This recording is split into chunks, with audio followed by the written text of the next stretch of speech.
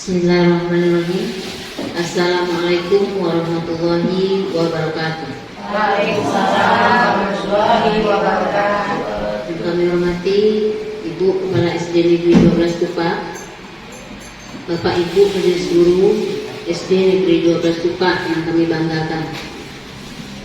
Terima kasih sudah hadir di ruangan kita ini untuk mengikuti diseminasi budaya positif di sekolah. Puji dan syukur senantiasa kita panjatkan kehadirat Allah Subhanahu wa Ta'ala, karena berkat rahmat beliau kita masih diberi kesehatan pada hari ini untuk hadir di sekolah yang sangat kita cintai ini. Selanjutnya selawat beserta salam untuk junjungan kita Nabi besar Muhammad Sallallahu Alaihi Wasallam. Allahumma sholli ala Muhammad wa ala ali Muhammad. Kita masuk saja kepada acara pertama, yaitu Nyanyi Indonesia Raya dan Mars Kabupaten Solo yang akan dipimpin oleh Ibu Neti Wastuti. Kepada Ibu Neti Wastuti disilakan. Hadirin dimohon berdiri.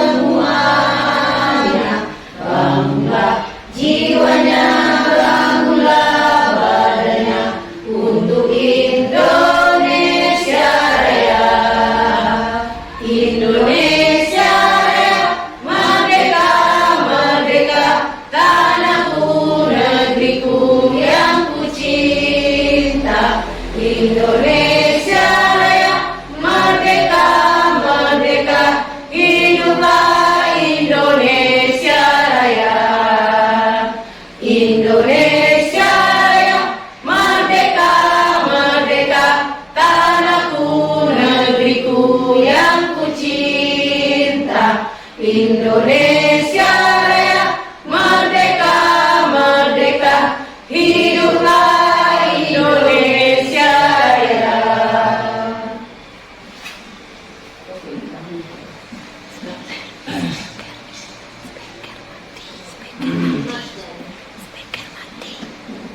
Speaker mati.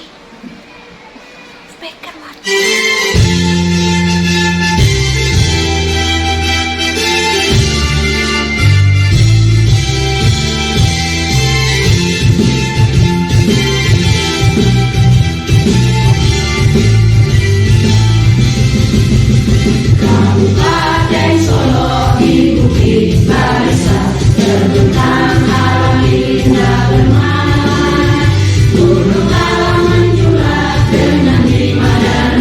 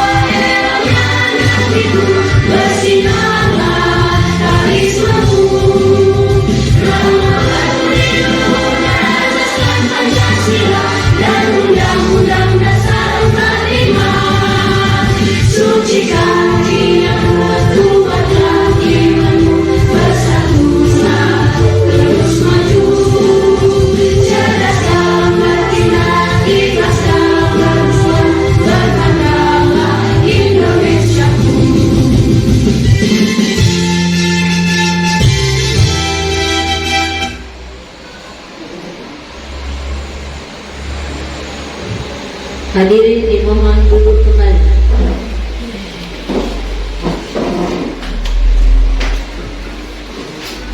Selanjutnya, kata sambutan dari Kepala Sekolah SD Negeri 12 Cupa kepada Ibu disilakan.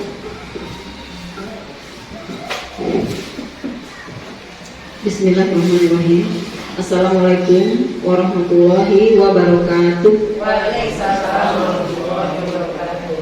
Ibu-ibu dan bapak-bapak semuanya, marilah sama-sama kita panjatkan puji dan syukur kepada Allah Subhanahu wa taala yang telah memberi kita kesehatan pada siang hari ini sehingga kita telah dapat berkumpul di ruangan kelas 4 yang kita cintai ini.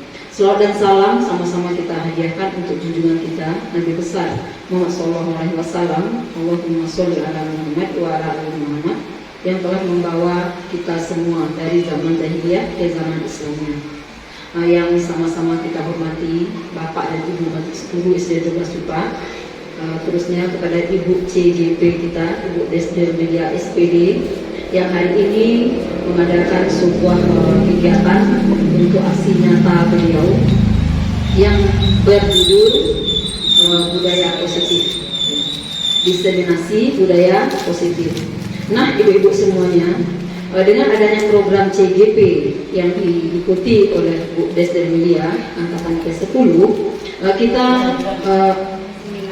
angkatan 9. Jadi kita ibu semuanya yang juga merupakan sekolah penggerak, merupakan wahana, merupakan sarana tempat kita berkreasi, tempat kita berkolaborasi, tempat kita berpartisipasi dalam kegiatan ini. Untuk itu Bapak Ibu semuanya, kami dari Kepala Sekolah sangat mendukung sekali kegiatan ini, di mana nanti apa yang dimaksud dengan budaya positif akan dijelaskan oleh Bu Desder Media. Cuma yang perlu kita pahami di sini adalah bahwa budaya positif adalah budaya yang baik yang perlu kita terapkan, yang perlu kita laksanakan, yang perlu kita aplikasikan di sekolah kita ini. Mudah-mudahan nanti dengan diseminasi yang beliau sampaikan kepada kita semuanya menambah ilmu kita, menambah bekal untuk kita menghadapi siswa-siswa kita semuanya yang tidak akan terlepas dari tugas dan tanggung jawab kita semuanya menghadapi anak yang sangat membutuhkan bimbingan, yang sangat membutuhkan arahan dari kita, yang semuanya harus berpihak kepada kebutuhan dan karakteristik mereka. Untuk itu, barangkali hanya itu yang perlu kami sampaikan pada pertemuan siang hari ini. Mari kita hadapi kegiatan ini, mari kita ikuti kegiatan ini dari hati yang paling dalam, sehingga nanti ada manfaatnya untuk kita semuanya dan berkah untuk Bu Desder Media. Hanya itu barangkali yang perlu kami sampaikan. Dengan ini Bu Desder Media kami ucapkan selamat melaksanakan diseminasi, semoga lancar sampai nanti ke akhir kegiatan. Nah, yaitu Assalamualaikum warahmatullahi wabarakatuh.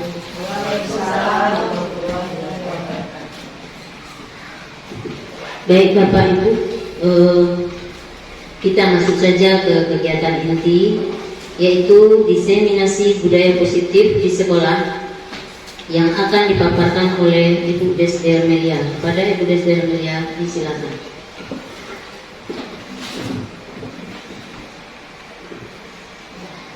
Bismillahirrahmanirrahim.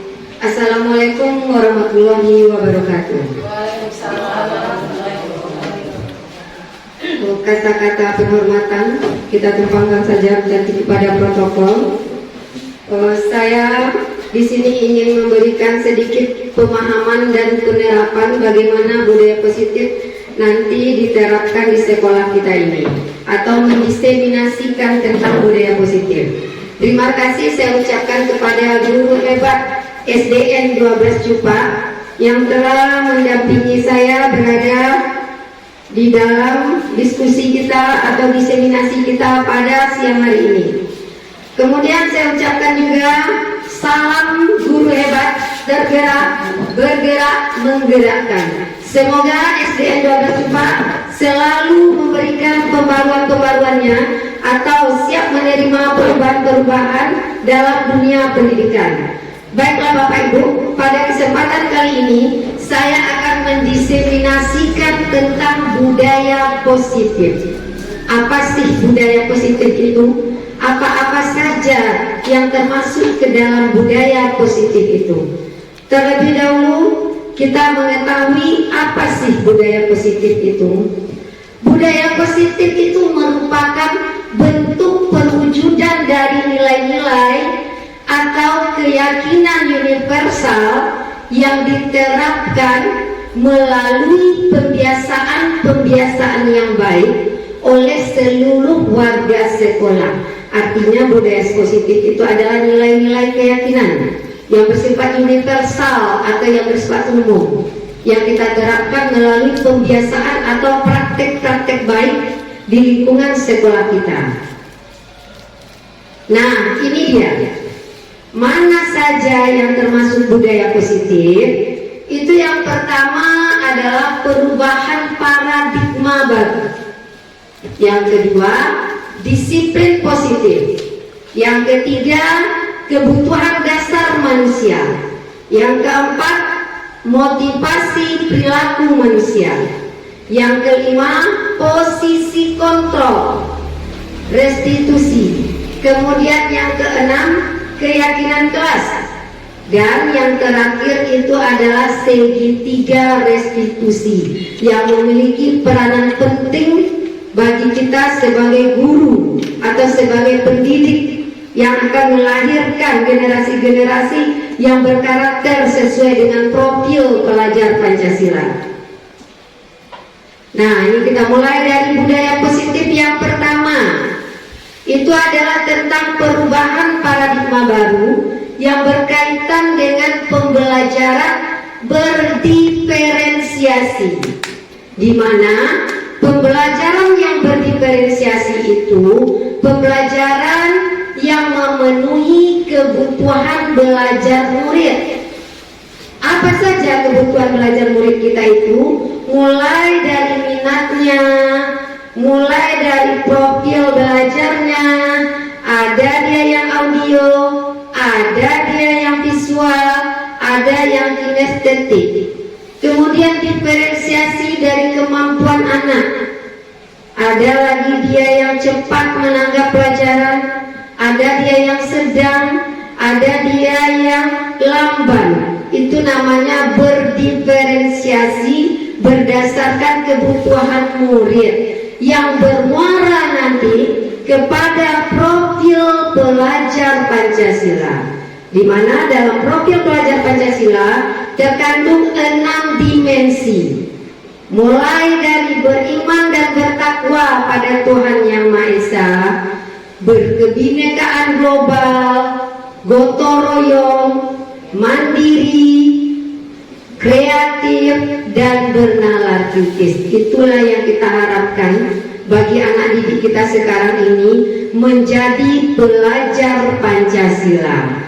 Itu yang berkaitan dengan pembelajaran yang sesuai dengan paradigma baru atau pembelajaran yang berdiferensiasi atau yang berpihak kepada murid. Dan ini contoh penerapan yang berdiferensiasi di kelas 4. Kemarin saya sudah mencoba melaksanakan pembelajaran yang berdiferensiasi. Berdiferensiasi itu ada yang namanya berdiferensiasi konten, ada yang berdiferensiasi proses, kemudian ada berdiferensiasi produk. Nah, dalam proses pembelajaran berdiferensiasi, di mana kita menciptakan pembelajaran yang menyenangkan, pembelajaran yang interaktif, pembelajaran yang memenuhi kebutuhan murid kita. Di sini saya kemarin telah menerapkan pembelajaran yang berdiferensiasi profil murid, yaitu sesuai dengan gaya belajar murid. Ada dia yang audio, nanti kita akan memenuhi kebutuhannya mendengar video. Kemudian ada lagi visual, kita penuhi kebutuhannya dengan memberikan gambar. Kemudian lagi kinestetik, kita penuhi kegiatannya dengan gerak. Kemarin itu saya mengambil dengan cara bermain peran. Nah, itu contoh penerapan yang sudah saya lakukan di kelas 4 kemarin tentang pembelajaran paradigma baru berdiferensiasi. Dan sekarang budaya positif yang selanjutnya itu adalah disiplin positif. Disiplin itu kita identik dengan satu kata, yaitu kepatuhan. Kemudian disiplin itu identik lagi dengan kata-kata tertib, peraturan, dan disiplin itu identik lagi dengan kata sebuah hukuman atau sanksi. Tapi yang diminta pada budaya positif ini adalah disiplin positif, di mana disiplin positif itu merupakan salah satu cara menerapkan disiplin yang menumbuhkan kesadaran peserta didik kita untuk melakukan suatu kegiatan tanpa adanya sebuah ancaman, tanpa adanya sebuah ketakutan, tanpa adanya sebuah hukuman. Jadi membangkitkan motivasi yang berasal dari dalam diri peserta didik untuk mematuhi suatu aturan, di mana kita sebagai guru harus menciptakan murid-murid yang memiliki disiplin ini atau yang berperilaku yang berasal dari dirinya sendiri atau berasal dari motivasi intrinsik, bukan karena dia kena takut hukuman, bukan karena dia takut sebuah ancaman untuk melaksanakan disiplin. Berarti intinya di sini, pada disiplin positif kita membangkitkan kesadaran anak didik kita untuk berlaku sesuai dengan kesadaran yang berasal dari dalam dirinya. Contoh, peserta didik kita memilih sampah. Jika anak didik kita memilih sampah tanpa kita minta, tanpa kita suruh, tanpa kita perintahkan terlebih dahulu, kelihatan sampah di depannya dia pungut, kelihatan sampah di kelasnya dia pungut, berarti dia melaksanakan disiplin mengambil sampah dengan hati dan kesadaran yang berasal dari diri sendiri. Tetapi jika kita meminta, masih menyuruh anak kita, nak tolong ambil sampah, berarti kita masih memberikan dorongan kepada anak didik kita untuk melakukan sesuatu pekerjaan, berarti bukan berasal dari dirinya. Jadi yang dituntut di sini adalah kegiatan yang berasal dari diri anak itu sendiri untuk melakukan suatu pekerjaan, atau yang berasal dari dirinya yang dikenal dengan motivasi intrinsik, bukan ekstrinsik. Nah, yang motivasi tadi, kenapa kita mengambil disiplin positif yang membangkitkan gairah dari dalam diri anak kita untuk mematuhi suatu pekerjaan atau suatu aturan? Karena anak didik kita itu meyakini adanya nilai-nilai kebajikan yang harus dia hargai. Dan di mana nilai-nilai kebajikan inilah yang harus kita terapkan kepada peserta didik kita, sehingga nantinya tidak ada lagi ancaman, paksaan, atau motivasi ekstrinsik tadi. Kenapa demikian? Karena dia sudah meyakini adanya nilai-nilai kebajikan tadi. Nah, nilai-nilai kebajikan itu antara lain yang terdapat pada profil pelajar Pancasila yang mulai dari 6 dimensi tadi. Kemudian nilai-nilai kebajikan yang lain itu ada 9 pilar karakter, seperti nilai cinta pada Tuhan dan segenap ciptaannya. Kemudian nilai kemandirian dan tanggung jawab, nilai kejujuran, nilai hormat dan santun, nilai dermawan, suka menolong dan gotong royong. Kemudian nilai percaya diri, kreatif dan pekerja keras. Kemudian nilai kepemimpinan dan keadilan, dan nilai baik dan rendah hati. Kemudian adanya nilai toleransi, kedamaian dan kesatuan, dan masih banyak lagi nilai-nilai kebajikan yang ada. ada. Ini hanya beberapa dari nilai-nilai kebajikan.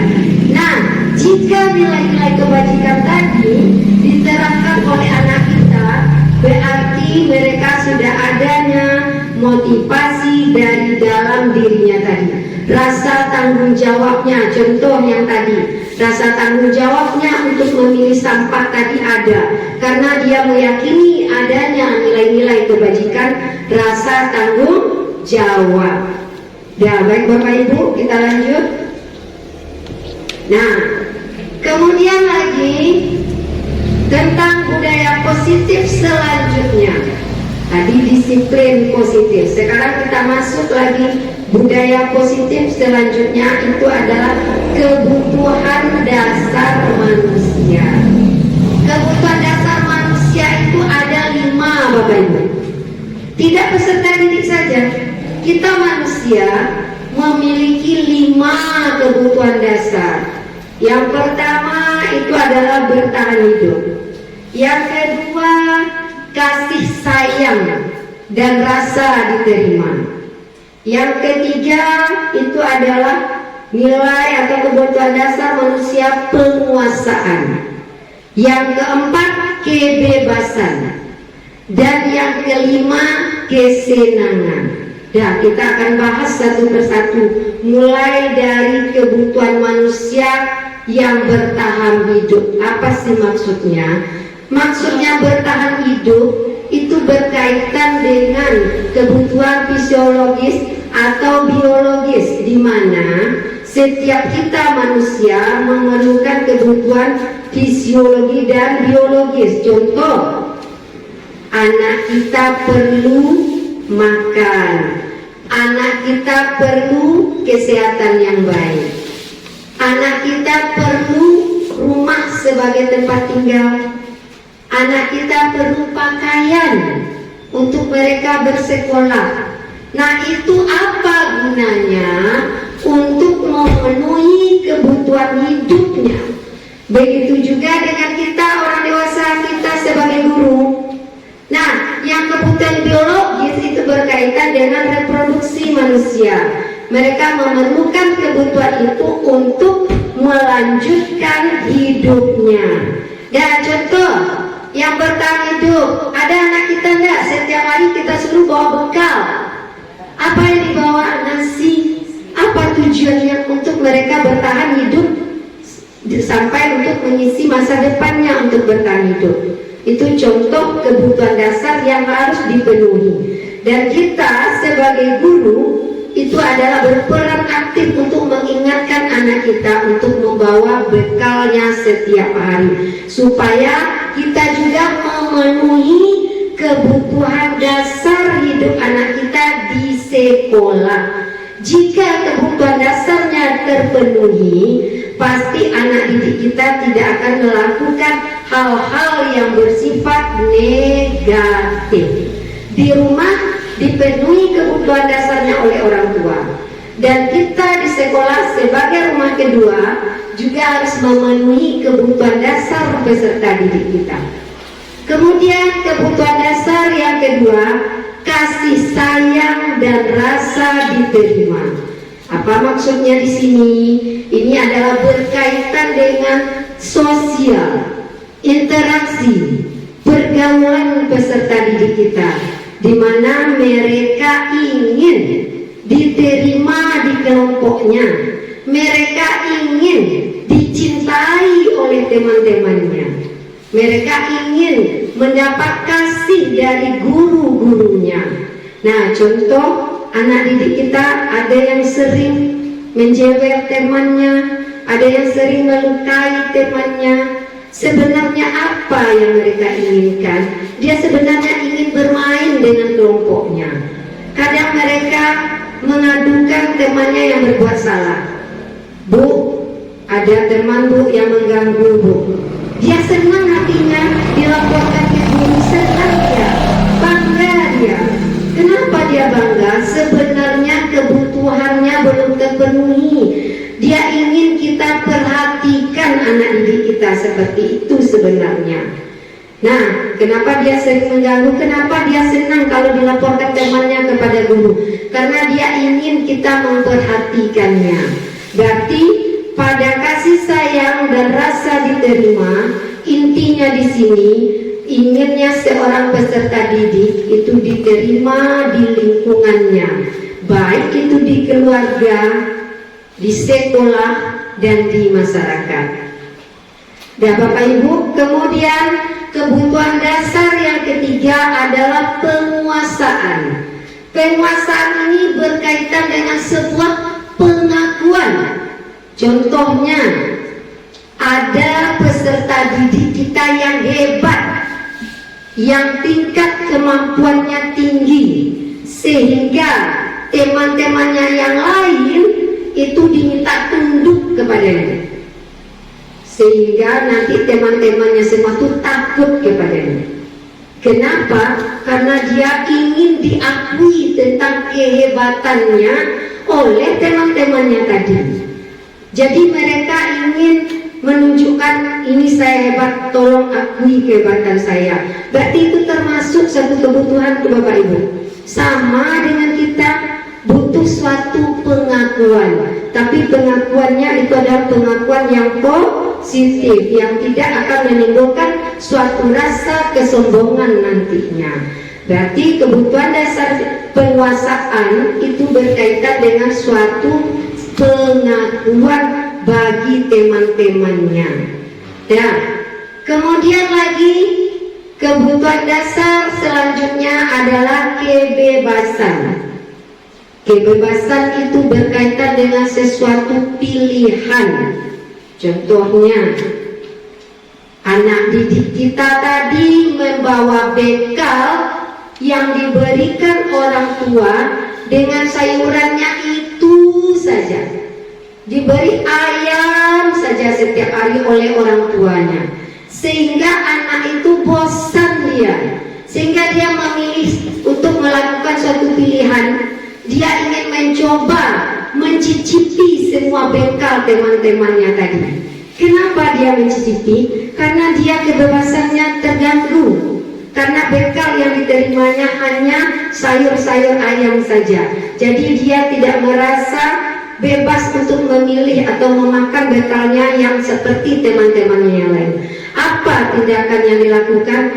Dia akan mencoba mencicipi bekal temannya yang beragam tadi. Begitu juga dengan anak kita yang di kelas.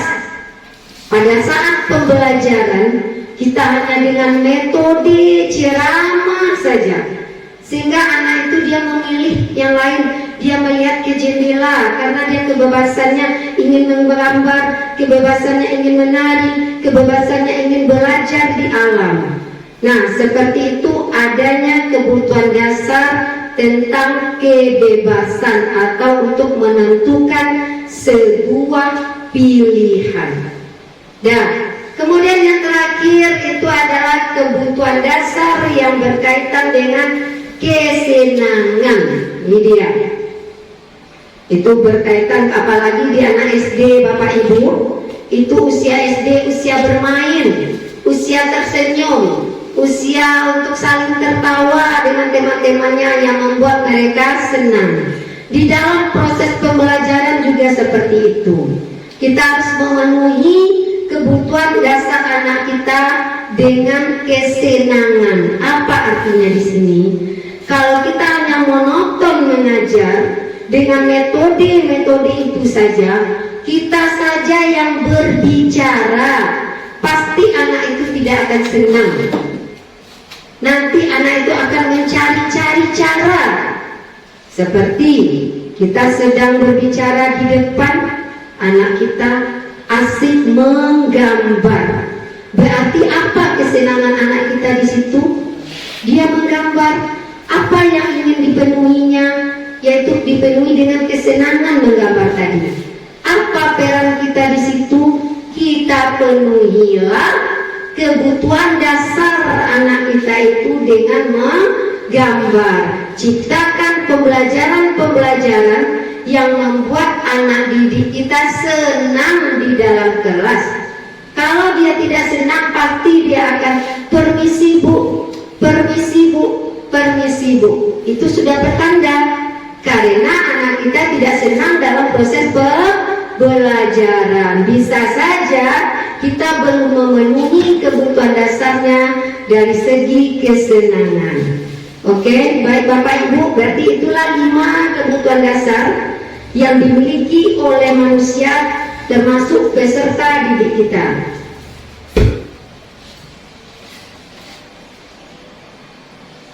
Kita lanjut.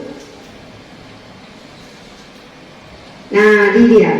Kita lanjut budaya positif berikutnya, yaitu motivasi perilaku manusia.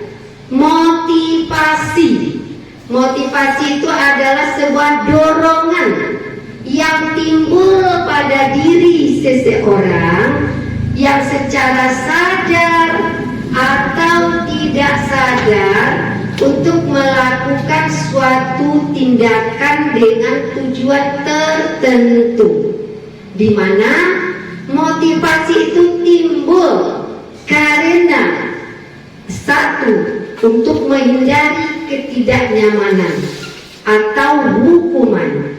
Yang kedua, motivasi itu timbul karena adanya imbalan atau penghargaan. Yang ketiga, motivasi itu timbul karena dia menghargai nilai kebajikan dan menghargai dirinya sendiri. Nah, sekarang kita akan bahas satu persatu.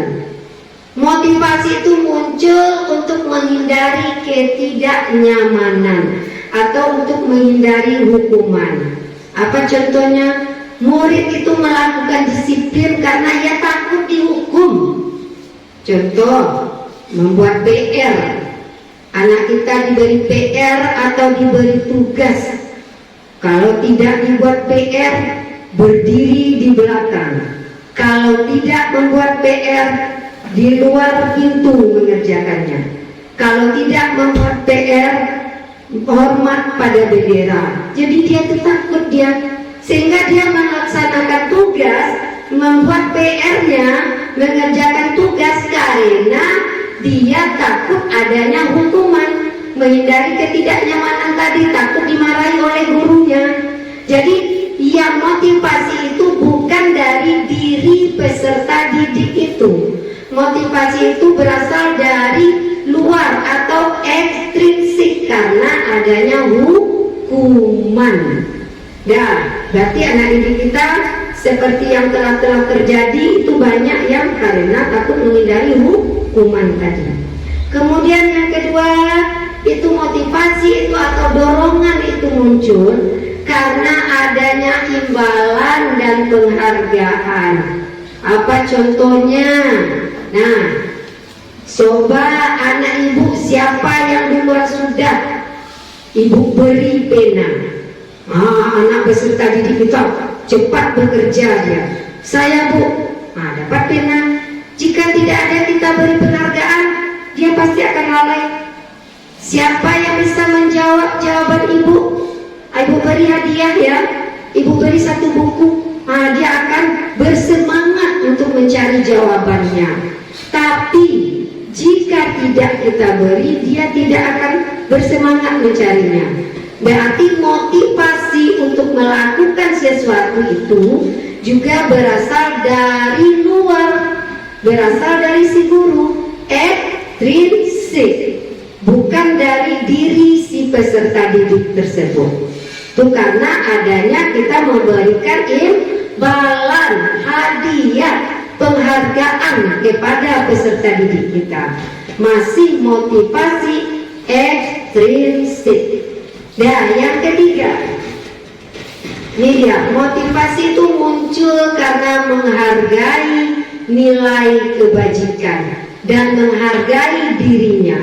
Contohnya, peserta didik kita mengerjakan tugas tepat waktu, kemudian memberikan ke gurunya tepat waktu tanpa diminta. Dia tahu tugas itu selesai dalam waktu pembelajaran yang sudah ditentukan. Berarti di situ anak didik kita itu meyakini adanya nilai-nilai seperti nilai tanggung jawab. Dia bertanggung jawab dengan tugas yang diberikan guru. Dia menghargai dirinya kalau dirinya itu ada dorongan untuk mengerjakan tugas tersebut.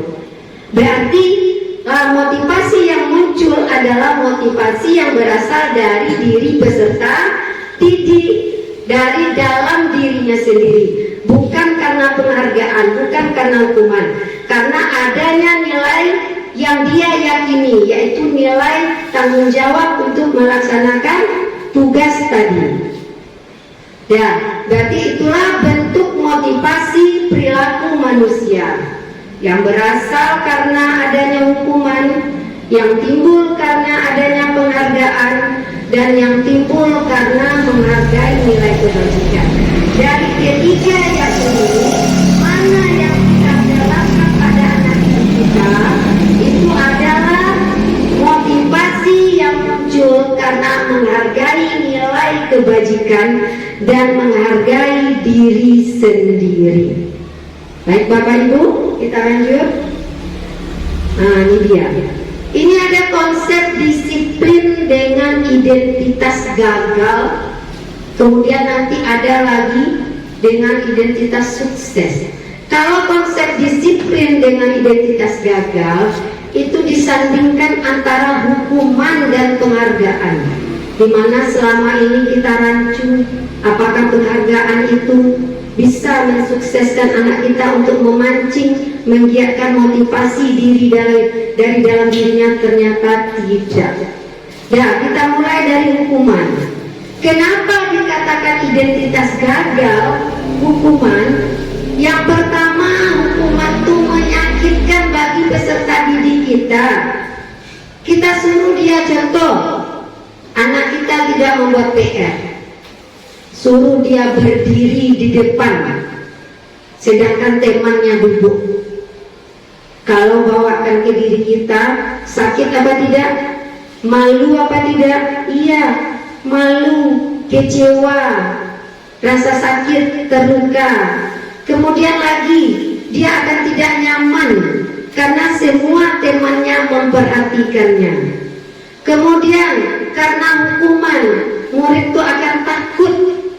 Dia tidak akan bisa menyelesaikan tugasnya. Dia selalu dihantui rasa takut. Takut dimarahi oleh gurunya.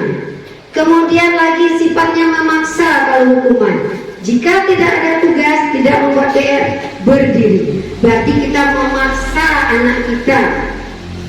Ya, itu yang namanya hukuman. Kemudian lagi, hukuman. Dengan pemberian hukuman, murid akan menyembunyikan kesalahannya. Apa maksudnya di sini? Dia tidak mau jujur. Kenapa tidak membuat PR? Lupa Bu. Padahal siapa tahu anak didik kita itu belum mengerti dengan tugas yang kita berikan. Karena dia takut tadi diberi hukuman lagi, dia berbohong, menyembunyikan kesalahannya. Dia mengakui, lupa Bu, kemarin tertidur Bu. Sebenarnya apa? Sebenarnya anak didik kita itu belum paham dengan tugas yang kita berikan. Kemudian lagi, murid tersebut pasti akan rendah diri. Kenapa rendah diri? Berdiri di depan kelas seperti ini pasti akan diejek oleh teman-temannya, pasti akan ditertawakan oleh teman-temannya. Nah, makanya pemberian hukuman itu identitas gagal. Oke Bapak Ibu. Selanjutnya pemberian penghargaan yang selama ini kita beri. Selama ini kita tidak tahu. Ternyata pemberian penghargaan juga termasuk pada identitas gagal. Kenapa? Yang pertama, tidak efektif. Kenapa tidak efektif? Karena anak yang kita beri penghargaan, nantinya dia akan mengharapkan penghargaan itu terus. Dan kita pancing dia dengan penghargaan. Siapa anak ibu yang bisa mengerjakan tugas ibu beri hadiah ya? Contohnya, iya Bu, dia bersemangat mengerjakannya. Karena apa? Karena dia mengharapkan penghargaan dari ibunya. Besok kita mengajar lagi. Contohnya Bu Agama mengajar lagi di kelas 4, diberi penghargaan pertama. Ketika Bu Agama masuk lagi, dia mengharapkan penghargaan lagi. Bu, nanti kasih penghargaannya Bu. Jadi dia tergantung karena adanya penghargaan tadi, baru dia bersemangat untuk melaksanakan tugas. Dan kemudian lagi penghargaan akan merusak hubungan. Penghargaan akan merusak hubungan. Apa maksudnya di sini? Penghargaan yang kita berikan membuat rasa iri teman-temannya yang lain. Kita beri si A hadiah, contohnya buku, karena dia dapat mengerjakan tugas paling dulu. Yang lainnya yang tidak dapat buku, dia akan merasa iri. Oh itu iya, si Depinda saja yang dapat buku, dia pintar, pasti Depinda saja yang dapat buku. Kapan kita yang dapat buku? Disitulah yang dapat merusak hubungan antara sesama peserta didik kita, menimbulkan rasa iri dengan peserta didik yang lain. Kemudian lagi mematikan kreativitas. Ketika kita bersemangat memberikan penghargaan, anak didik kita itu bersemangat mengerjakan. Ketika kita tidak menghargai, memberinya hadiah lagi atau penghargaan lagi, maka dia tidak akan bersemangat mengerjakan tugas. Mereka akan lalai-lalai saja, karena dia tahu, oh ibu sekarang tidak memberi penghargaan, udahlah biar kita nanti aja kita kerjakan. Berarti dia tidak membangkitkan kreativitas anak lagi. Kemudian lagi menghukum dengan sistem ranking. Ini yang selama ini yang kita laksanakan, itu banyak bukan di sekolah kita saja, bahkan masih ada di kelas sekolah-sekolah lain. Contoh, anak kita yang ranking 1 dan ranking 2, beda nilainya hanya 2 atau 1 angka. Siapa yang merasa kena hukum? Anak yang ranking 2 tadi. Kenapa ya saya tidak seperti itu? Kenapa ya saya tidak mendapat piala? Sedikit lagi nilai saya 2 angka, pasti saya dapat juara, pasti saya dapat piala, pasti saya mendapat buku. Berarti menghukum anak yang di bawah ranking 1 tadi. Berarti pemberian ranking itu juga termasuk identitas gagal, walaupun itu dalam bentuk penghargaan. Kemudian lagi yang selanjutnya merampas hak untuk menghargai dirinya. Ya. Ini dia. Ini adalah konsep disiplin dengan identitas sukses. Itu adanya konsekuensi dan restitusi. Itu membangkitkan identitas sukses. Yang pertama konsekuensi, tapi konsekuensi itu masih dalam jangka pendek.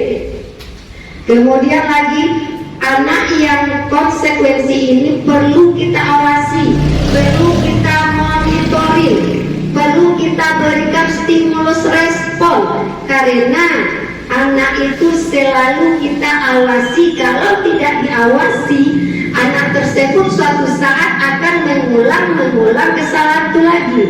Contohnya yang konsekuensi, dia mematahkan pensil temannya. Anak itu pasti mengganti dengan pensilnya karena dia tahu mematahkan konsekuensi, mematahkan pensil, apa konsekuensinya? Ganti lagi Bu. Kemudian anak kita berlari-lari dari luar masuk ke kelas, tanpa sengaja tumpah air, pecah gelas. Dia langsung mengumpulkannya yang berserakan tadi. Kenapa dia kumpulkan? Karena dia tahu itu konsekuensinya. Jika menumpahkan air berserakan, dibersihkan lagi. Tetapi apakah dia memang tidak mengulang untuk berlari-lari kembali?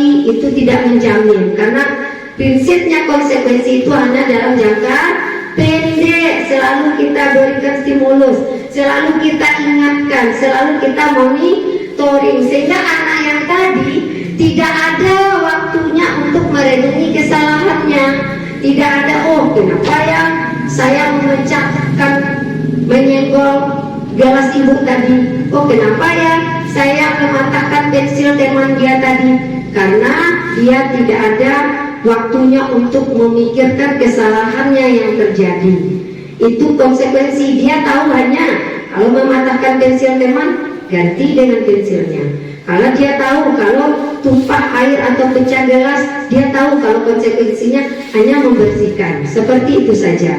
Tetapi itu juga masuk pada identitas sukses tanpa adanya hukuman, karena dia sudah tahu konsekuensinya apa. Kemudian restitusi ini dia. Pada restitusi ini murid akan bertanggung jawab dengan kesalahan yang ia lakukan. Ia akan mencari solusinya.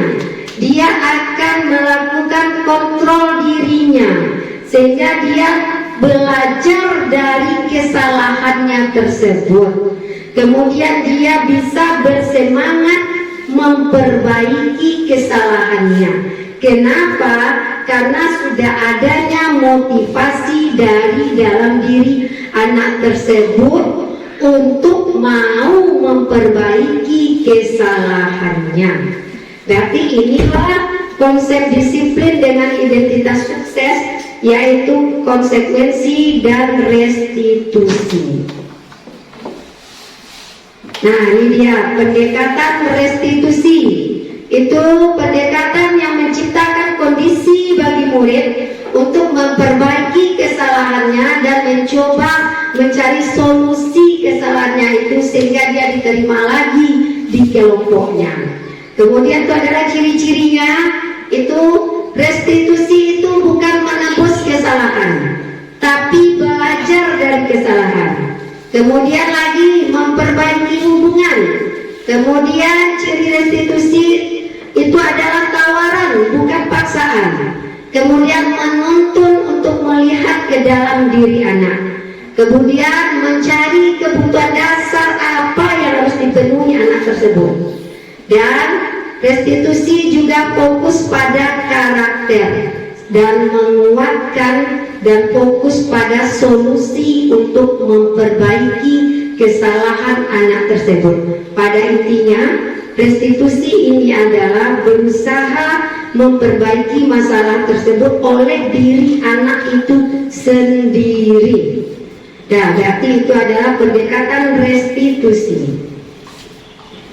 Nah, kita lanjut budaya positif atau posisi kontrol restitusi seorang guru.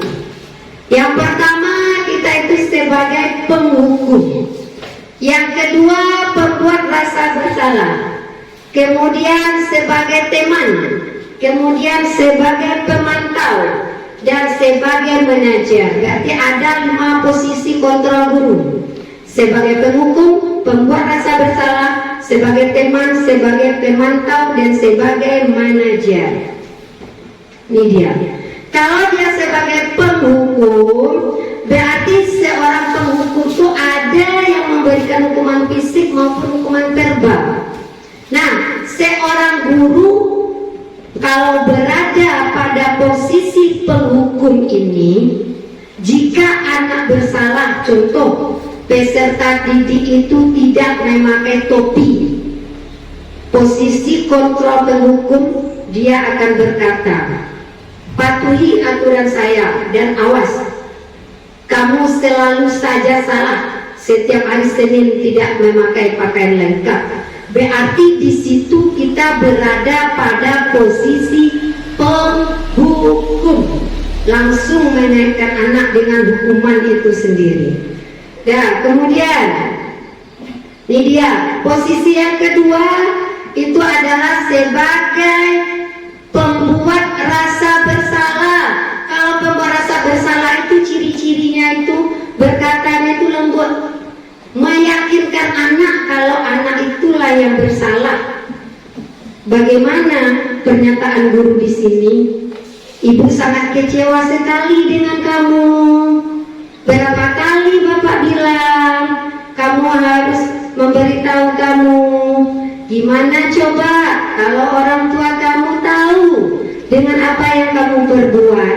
Berarti dengan kalimat-kalimat pertanyaan itu membuat anak didik kita merasa bersalah, seolah-olah anak didik kita yang bersalah sepenuhnya. Itu disebut dengan pembuat rasa bersalah. Kemudian posisi kontrol sebagai teman. Ini dia. Kalau kita di SD itu banyak yang sebagai teman, karena kita menganggap kita ini sebagai tempat curhatan, kita ini sebagai diari bagi peserta didik kita.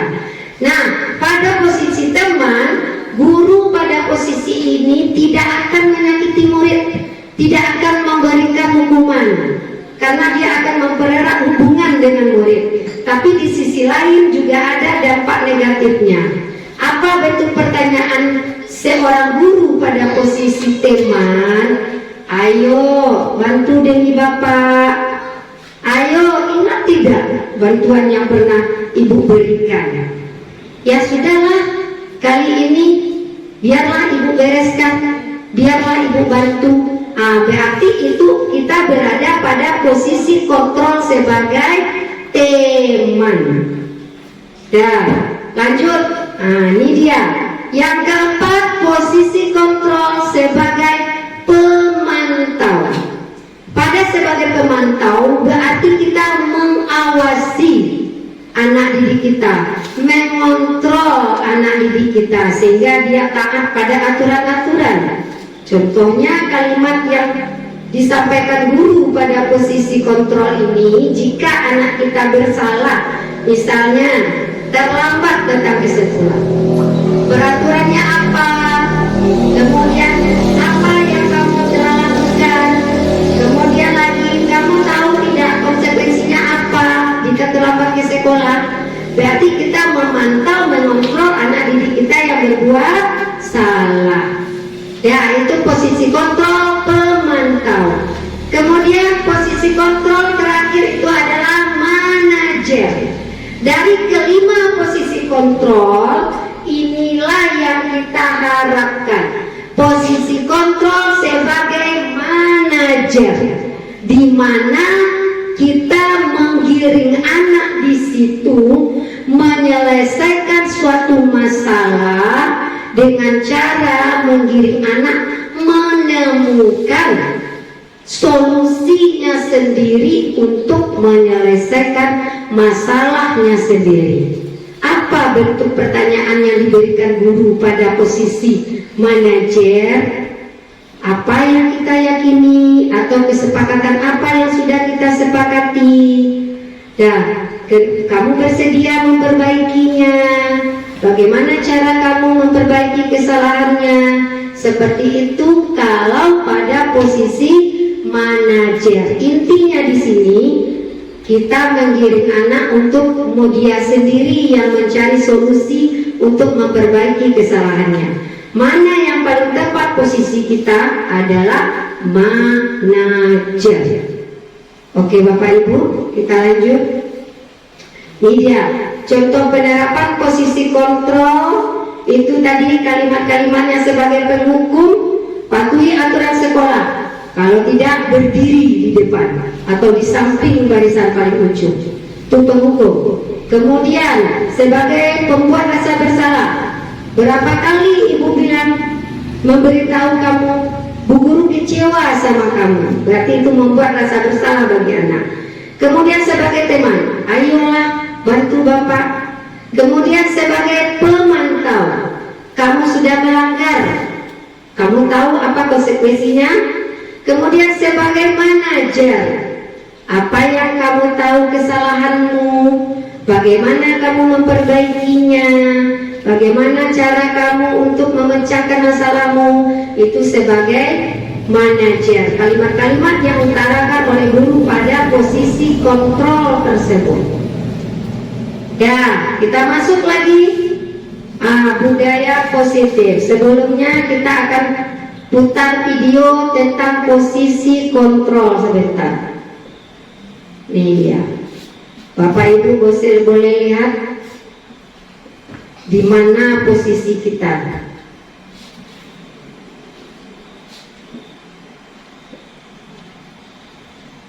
Mas biar kapok.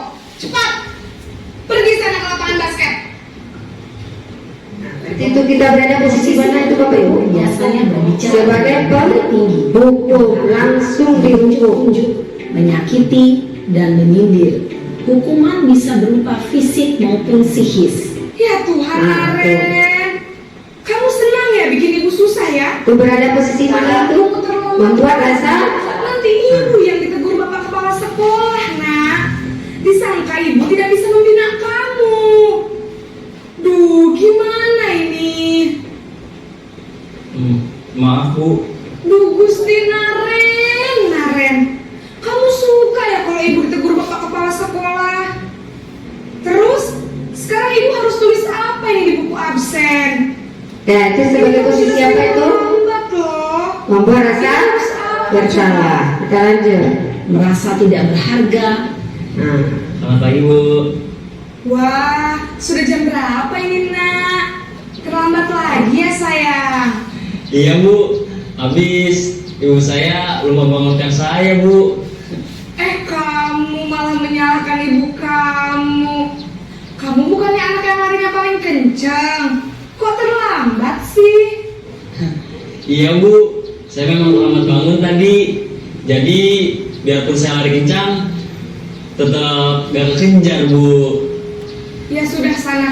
Nanti lain kali larinya lebih kencang lagi ya.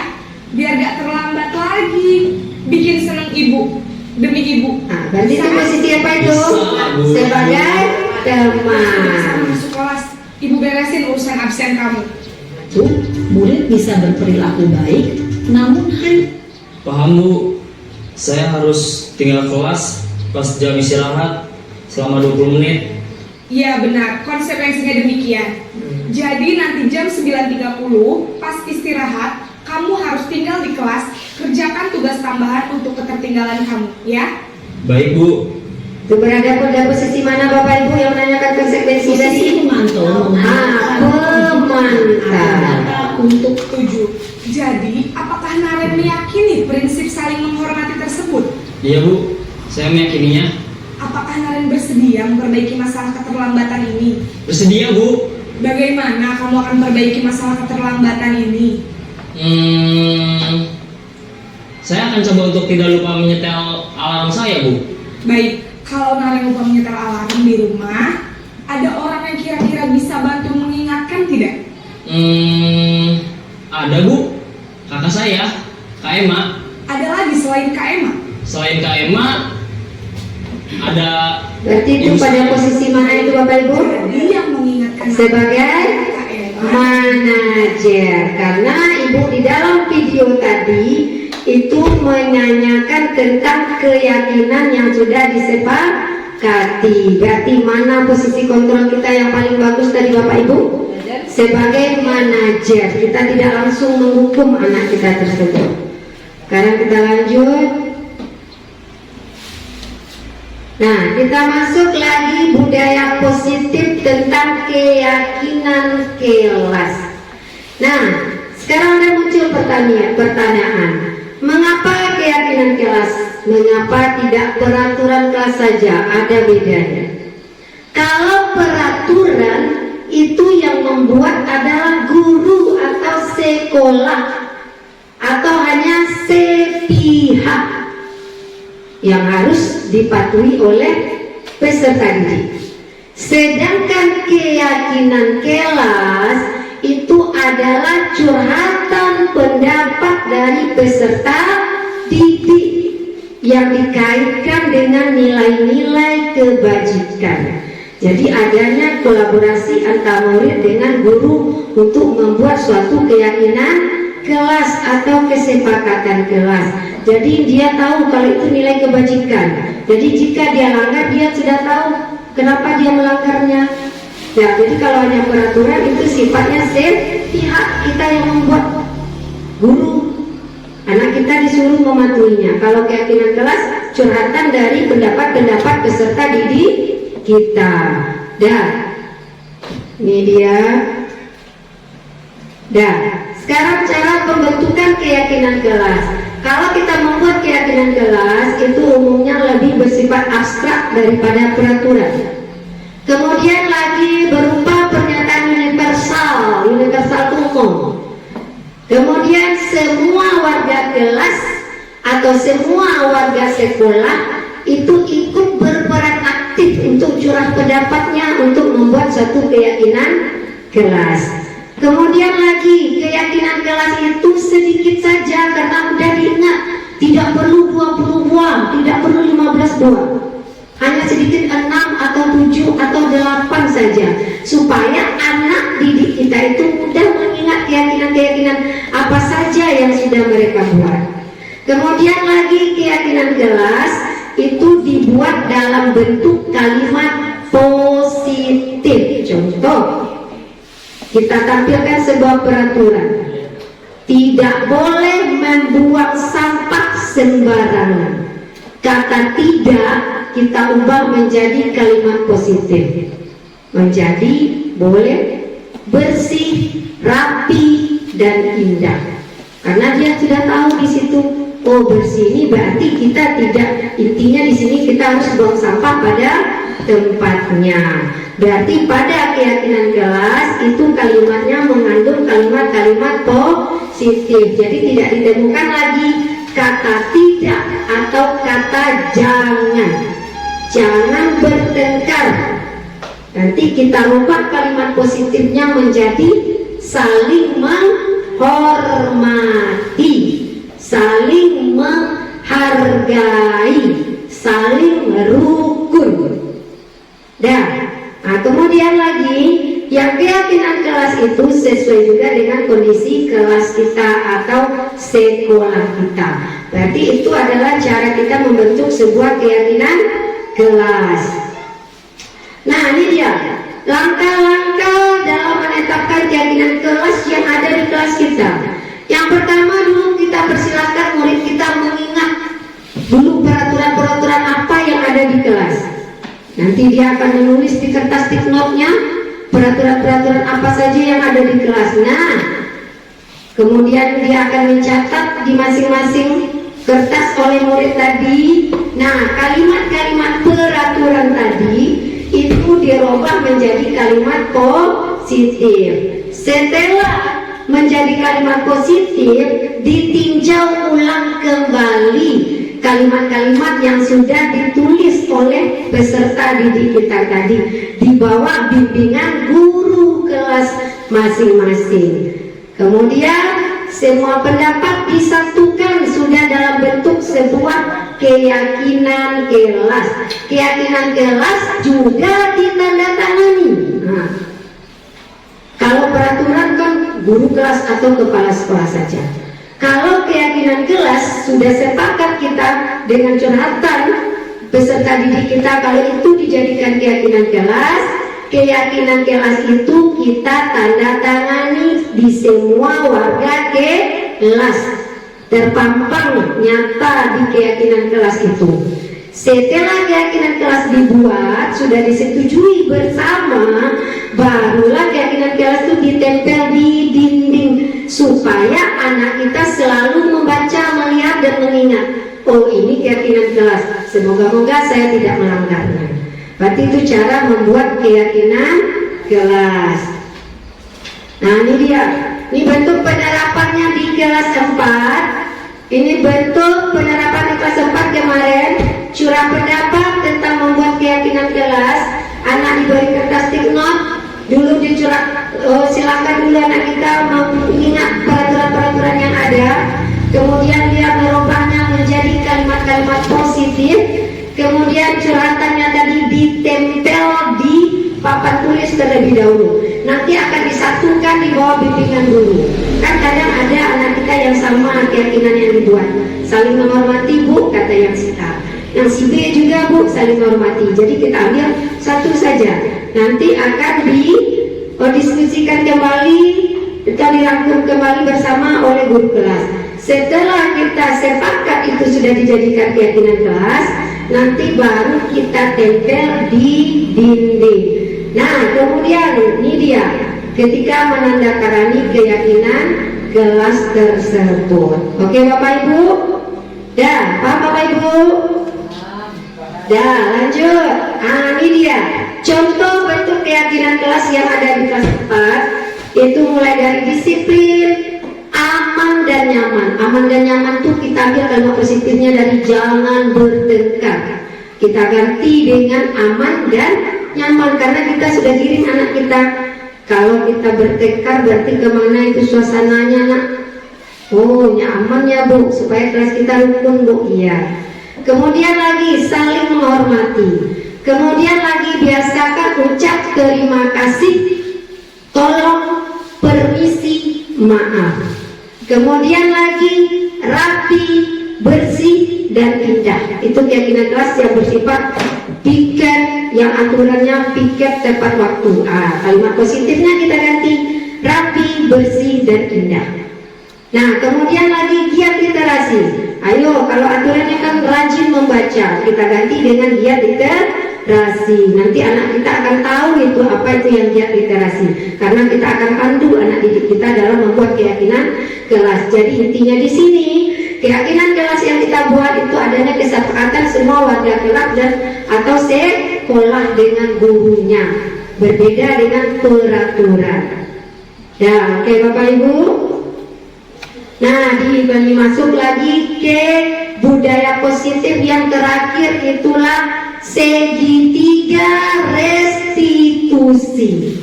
Pada segitiga restitusi ini ada 3 tahapan.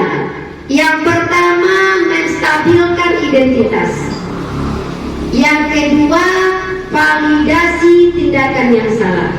Yang ketiga, menanyakan keyakinan.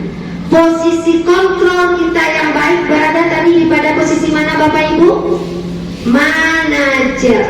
Disinilah kita akan melaksanakan posisi kontrol kita sebagai manajer berkaitan dengan restitusi, menyelesaikan suatu masalah peserta didik dengan cara segitiga restitusi. Apa maksud yang tahap yang pertama? Menstabilkan identitas itu maksudnya menstabilkan identitas kesalahan anak tadi dan yang gagal menjadi sukses. Intinya agar anak kita tidak takut, agar anak kita tadi tidak ada rasa kecemasannya. Apa yang kita lakukan di sini? Pada tahap menstabilkan identitas, kita menyatakan, biasa nak, kalau bersalah itu tidak apa-apa. Semua orang pasti pernah melakukan kesalahan. Membuat salah itu wajar. Jadi dengan kata-kata kita seperti itu, kita membawa anak kita pada identitas sukses. Dia akan merasa tenang walaupun dia berbuat salah.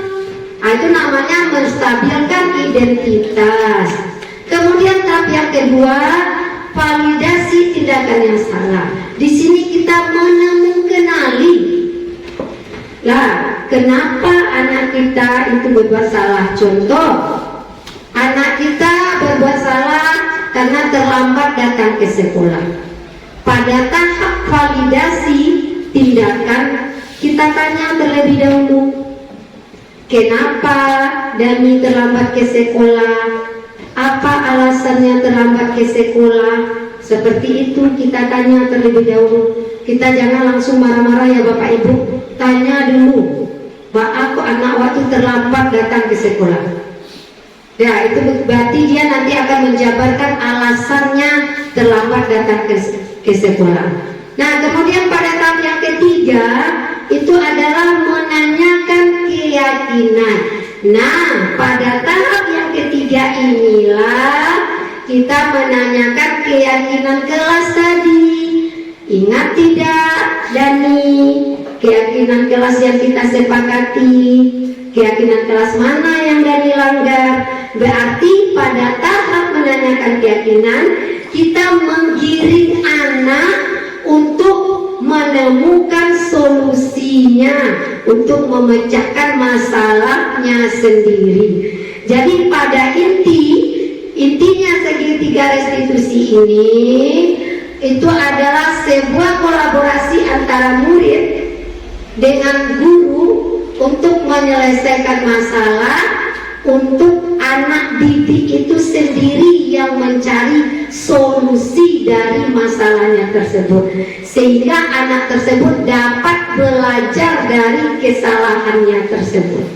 Oke Bapak Ibu, itu namanya segitiga restitusi. Nah ini dia, ini ada contoh penerapan di kelas 4 kemarin. Ada anak yang datang terlambat ke sekolah sehingga ada pelajarannya yang tertinggal.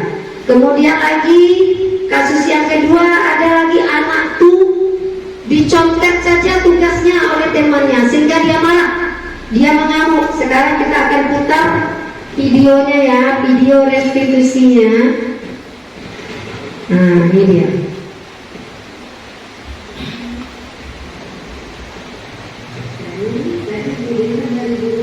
Ada terdengar Ibu?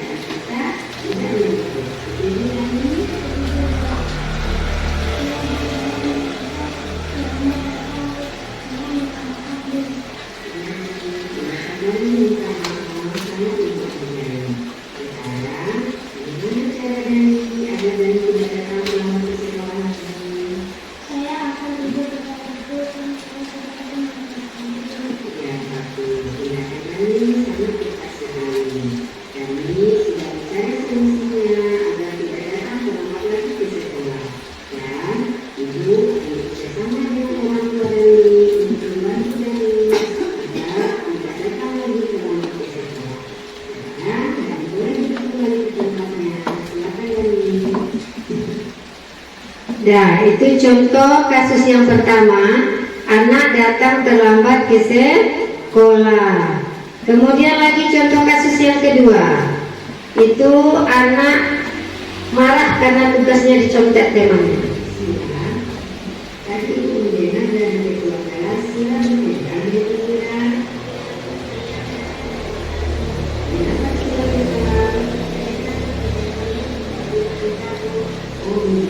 itu ada anak sila. Kalau ibu berada di posisi sila, ibu tidak akan melakukan seperti itu. Sekarang apa yang sila lakukan terhadap dia?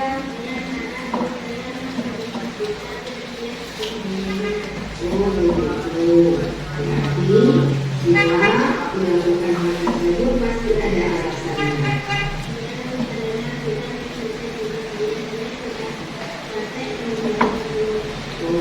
Tapi selama ada kisah, pada yang kira mencontek tugasnya sila semuanya. Tapi ibu menyadari tindakan sila yang tidak melakukan hal yang lebih buruk dari itu, seperti mengutuk tirai.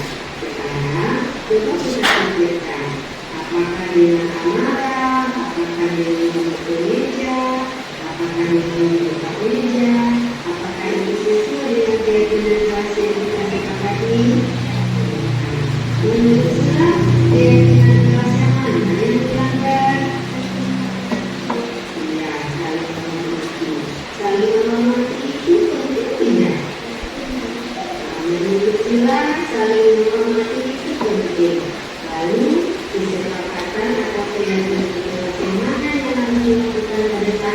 marah.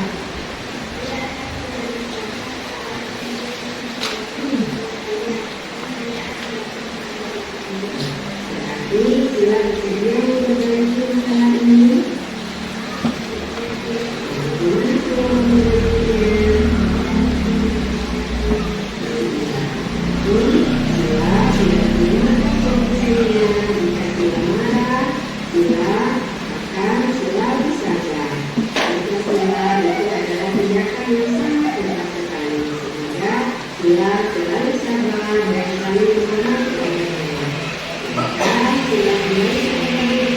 Oke Bapak Ibu, berarti itu adalah contoh dari pelaksanaan atau penerapan dari segitiga restitusi.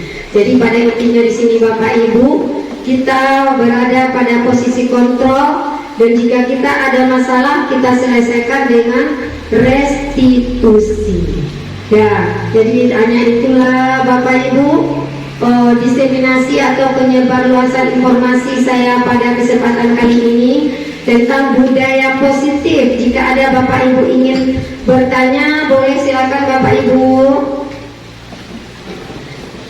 Oh ya, silakan. Bismillahirrahmanirrahim. Assalamualaikum warahmatullahi wabarakatuh. Perkenalkan, nama saya Ibu Dianti Wastuti. Yang di sini yang ingin saya tanyakan Ibu, apa yang harus kita lakukan terhadap anak yang tidak mau sholat 5 waktu? Terima kasih Ibu. Terima kasih, pertanyaannya bagus sekali. Ini berkaitan dengan beriman dan bertakwa pada Tuhan Yang Maha Esa. Pertanyaan itu, apa yang kita lakukan jika anak kita itu sulit sekali untuk melaksanakan sholat 5 waktu? Yang pertama dahulu, kita berada di posisi manajer dulu Bu Tuti. Kita laksanakan peran kita berada pada posisi manajer. Kemudian kita laksanakan segitiga restitusi. Kita ajak anak kita dulu. Kemudian kita tanyakan dengan langkah-langkah segitiga restitusi. Jangan kita langsung menghukum sekali. Oh, kamu tidak sholat, waris di ujung sana. Oh, kamu tidak sholat, panggil orang tuamu langsung. Tidak seperti itu. Kita selesaikan dulu dengan segitiga restitusi. Kita tanya dulu. Jangan buat anak kita takut ketika saat kita menanya. Jangan buat anak kita itu cemas saat kita mengungkapkan isi hatinya supaya dia berkata jujur kepada kita. Kemudian lagi kita tanya alasannya, kenapa dia tidak sholat. Siapa tahu ada kendala-kendalanya di rumah, atau siapa tahu hafalan sholatnya belum hafal Bu, siapa tahu tak pernah Bu melaksanakannya Bu, karena orang tua saya di rumah tidak sholat Bu. Itu kita harus tanya dulu, kenapa anak kita tidak melaksanakan sholat tepat waktu. Kemudian baru nanti kita kaitkan dengan keyakinan kelas kita tersebut. Jika langkah restitusi kita laksanakan, ada bentuk-bentuk lain nanti. Tapi yang ingin kita tampilkan di sini bukan dari ekstrinsik lagi. Kita munculkan dari motivasi anak didik kita supaya dia sholat 5 waktu. Apa langkahnya? Kita identifikasi dulu kesalahannya, kita tanya dulu alasannya, baru kita tanya keyakinan kita tentang sholat tadi. Insya Allah dengan posisi manajer, dengan posisi kita sebagai penggiring anak untuk memecahkan masalahnya sendiri, nanti perlahan-lahan itu akan mudah diterapkan oleh anak didik kita yang berasal dari motivasi dari dalam dirinya sendiri. Jadi hanya seperti itu Bu Tuti. Intinya di sini kita lakukan posisi manajer kita laksanakan segitiga restitusi untuk mendampingi anak didik kita agar dia dapat menyelesaikan masalahnya. Kenapa dia tidak sholat 5 waktu? Jangan langsung kita memberi hukuman. Intinya di situ Bapak Ibu, kita sebagai guru, insya Allah Bapak Ibu sudah kenal sedikit sudah paham sedikit dengan materi ini, mari kita tergerak hati kita untuk mulai dari diri kita, untuk melakukan posisi kita sebagai manajer. Jangan sedikit-sedikit berteriak, jangan sedikit-sedikit menghardik, jangan sedikit-sedikit memberi hukuman jika anak kita bersalah. Mari kita laksanakan dulu dengan segitiga restitusi untuk menyelesaikan masalah tersebut.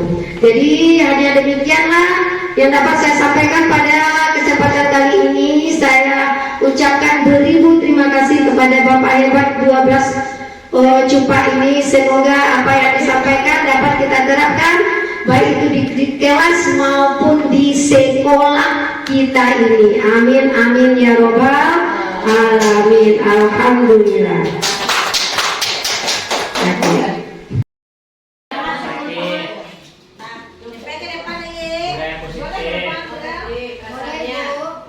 Kita refleksi sedikit ya Bapak Ibu tentang pembelajaran kita hari ini. Tentang materi kita budaya positif. Boleh Bapak Ibu tulis di kertas stigma dan ditempelkan di papan. Iya di kelas. Perasaan. Kelas saya siap berdua.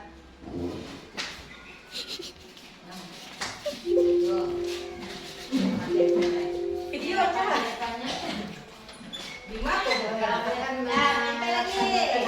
Baiklah anak-anak ibu, sekarang kita akan membuat keyakinan kelas. Nanti kita akan skripsi, kita sepakati keyakinan kelas yang mana yang akan kita ambil. Pertama dulu kita ingat dulu peraturan apa saja yang masih anak ibu ingat, peraturan apa di kelas kita? Yang peraturan dulu. Yang peraturan kelas.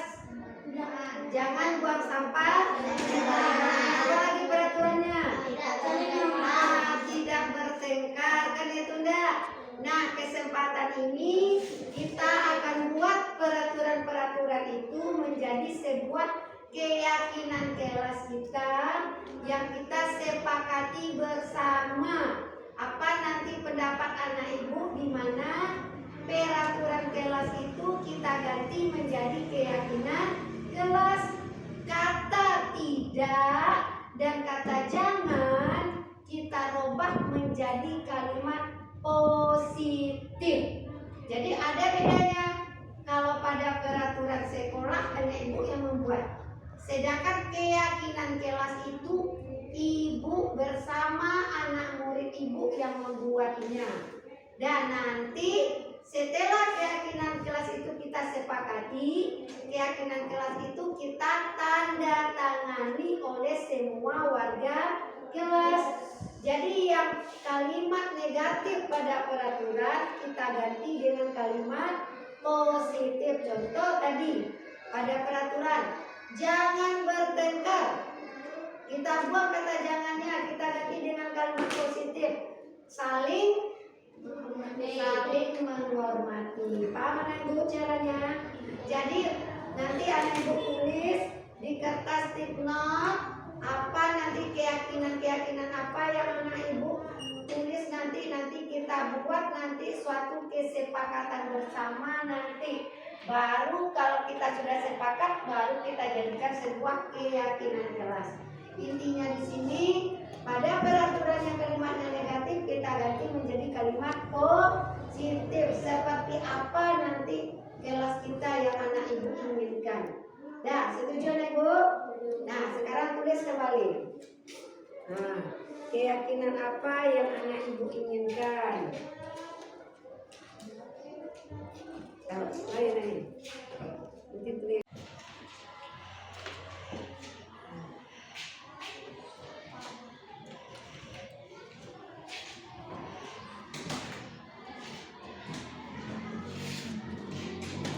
Nah, tulis kembali apa kira-kira keyakinan yang akan kita jalankan di kelas kita ini menggunakan kalimat positif. Setelah itu baru kita tempel nanti.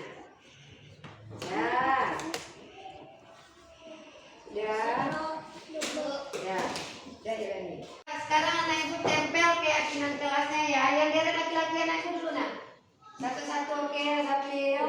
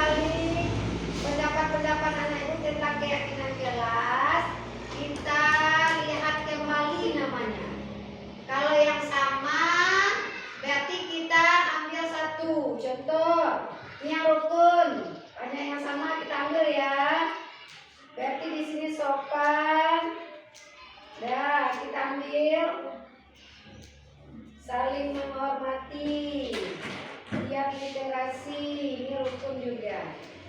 Lah saling menghormati. Lah, berarti ini ada beberapa buah yang sama, berarti itu tinggal lagi keyakinan kelas kita.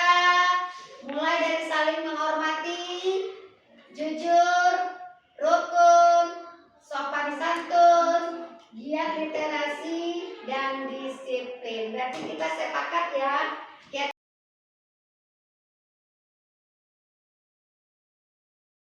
Iya, nama saya Farid. Saya senang membuat keyakinan kelas agar saya lebih menghormati. Nama saya Dani. Saya sangat senang membuat keyakinan kelas karena saya bisa lebih baik lagi.